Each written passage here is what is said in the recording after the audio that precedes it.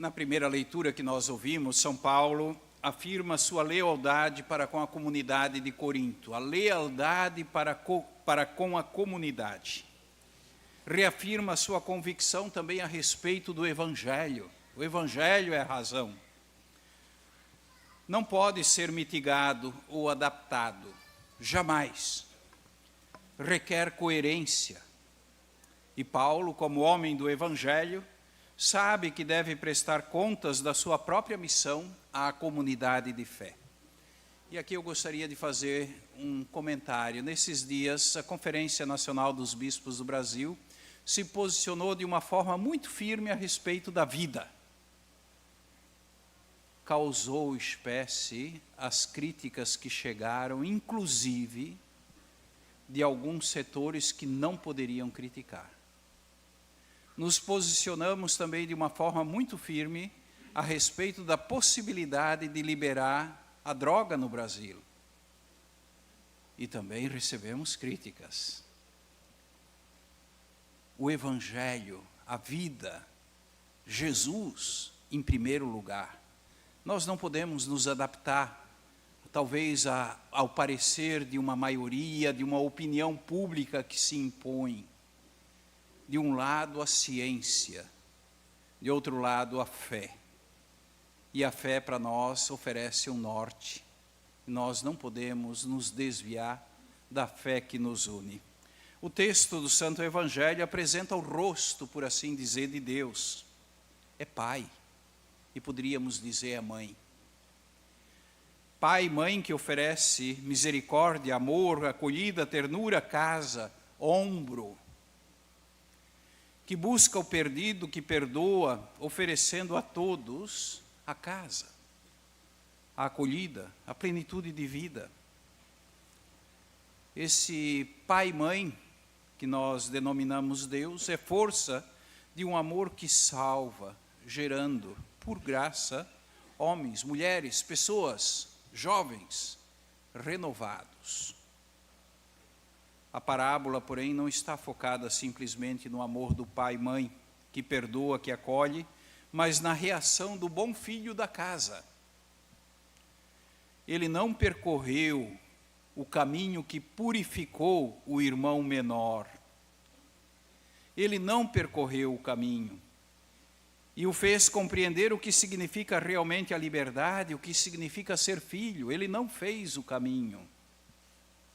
Ele vê sua liberdade como servidão e não está amadurecido para ser verdadeiramente filho, embora se considerasse da casa. Também ele necessita ainda fazer um caminho. É que ele vê o Pai como lei, como norma. A sua relação tem a característica do legalismo. Eu te sirvo há tantos anos, então mereço. Também nós corremos o risco de nos compreender simplesmente como pertencentes a uma instituição, sem vivermos a saudável tensão de nos tornarmos cristãos autênticos. Corremos o perigo de achar que estamos vivendo em casa, quando na verdade talvez estejamos longe, afastados de nós mesmos, afastados da verdade de nossa existência.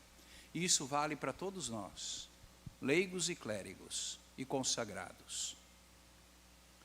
Para nós, sacerdotes, há uma indicação preciosa, porque corremos o risco de pensar que estamos em casa, que fazemos tudo bem feito.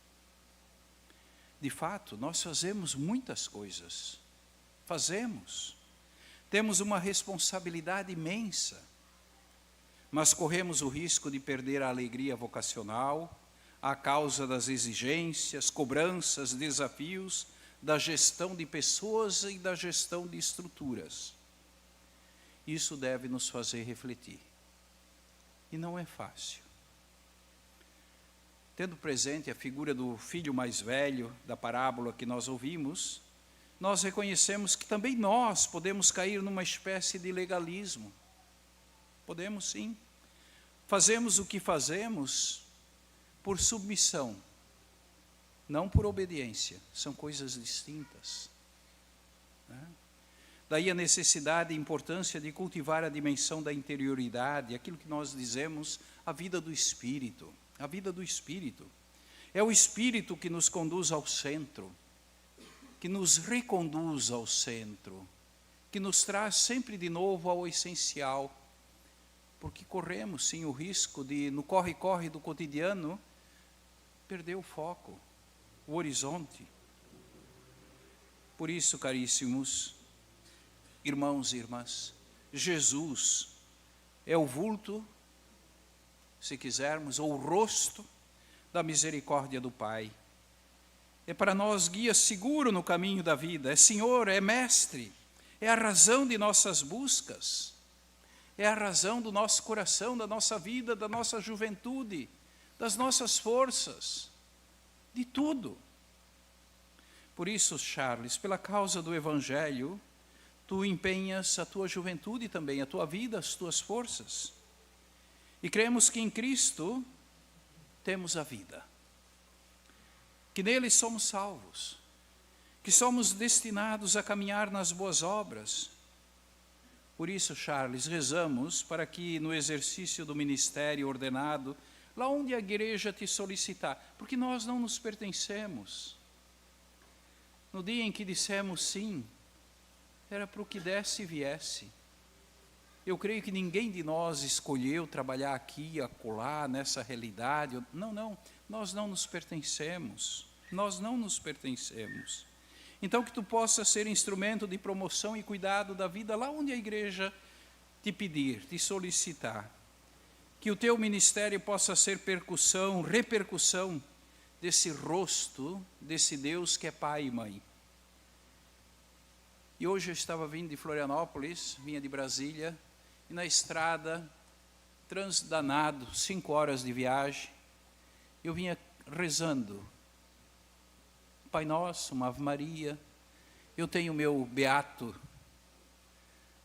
apaixonado, diria assim, né? E eu vinha pensando nessa semana, nesses dias em que nós estamos falando de possíveis mudanças, de indicações novas, e eu vinha pensando naqueles que dizem sim, naqueles que resistem, em vocês que foram ordenados, em você que vai ser ordenado, nos nossos seminaristas. Eu vinha rezando e pensando, meu Deus, qual é a melhor indicação? Por onde caminhar? É no diálogo? Sim. É na oração? Sim. Mas é também na disponibilidade de cada um e naquilo que nós precisamos. A igreja precisa, a diocese precisa, as comunidades precisam. E nesse contexto, Charles, uma indicação é importante. Isso eu bato, viu? Para mim é caro. Dar a máxima atenção à dimensão comunitária da vida pastoral. É a comunidade, são as comunidades, mas também a comunidade presbiteral. E olha, uma coisa bonita nesses dias entre nós aqui na arquidiocese, como foi bonito ver os padres, por exemplo, em algumas realidades, se dispondo a ajudar a limpar a igreja lá onde foi invadida pelas águas. Que coisa bonita! Talvez a gente nem fez notícia a respeito disto, mas essa disponibilidade, essa cordialidade, essa presteza, isso não tem preço. Isso diz de uma generosidade, de um senso de pertença, de corresponsabilidade muito bonito. E nós temos de reconhecer e agradecer. A amizade com as famílias, com os leigos, com os jovens, a confiança com os outros padres, com os diáconos, com os bispos, companheiros de missão, que não são só os padres da arquidiocese, é mais amplo, né? Nos ajudam, sim, a sair, às vezes, de um círculo perigoso. Corremos o risco, às vezes, de criar nossas panelinhas. Isso tem seu lado positivo, mas também tem seus riscos. Sim, o lado perigoso, às vezes, do ativismo, da agitação.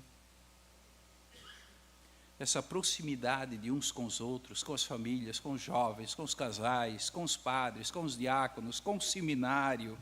Essa proximidade, eu diria, oferece oportunidades de densidade humana e espiritual. Charles, aquele que te chamou, te abençoe, te conserve e te ilumine.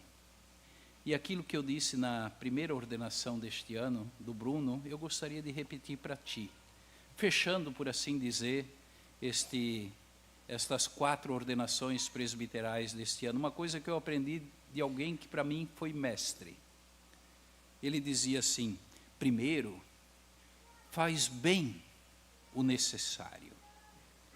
Depois, o possível, em paz. Logo, te será dado o impossível, perfeito, na paz.